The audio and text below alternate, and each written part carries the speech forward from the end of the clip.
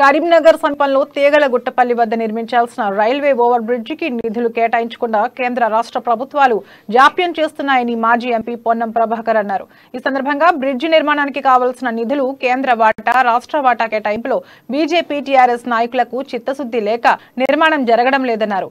బండి సంజయ్ కరీంనగర్ కు కేంద్రం నుండి నిధులు తీసుకురావడంలో విఫలమయ్యాడని, మంత్రి గంగుల కేవలం పత్రికా ప్రకటనలకే పరిమితమవుతున్నారని పొన్నం ప్రభాకర్ విమర్శించారు.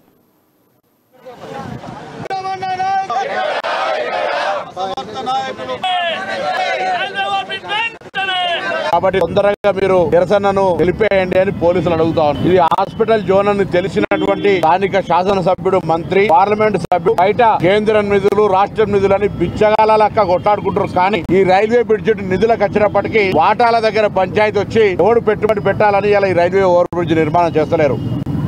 మేము అడుగుతా ఉన్నాం. ఇలా నేను పార్లమెంట్ సభ్యుడిగా ఉన్న తదుపరి ఎంపికైనటువంటి వినోద్ కుమార్ గారు గాని, బండి సంజయ్ గారు గాని ఈ రైల్వే స్టేషన్ పరంగా ₹1 అయినా ఖర్చు చేసిరా అని సవాల్ చేసి అడుగుతాం. ఇలా నేను లారీ అసోసియేషన్ వాళ్ళు ఉన్నారు, మిగతా గ్రానైట్ ఇండస్ట్రీ కావచ్చు, లేకపోతే ఫర్టిలైజర్ ఇండస్ట్రీ కావచ్చు, మన అగ్రికల్చర్ ప్రొడక్ట్స్ రైల్వే ద్వారా బయట ప్రాంతానికి పోయేటువంటి సందర్భం లోపల మొత్తం ప్లాట్ఫామ్ అంతా కనీసం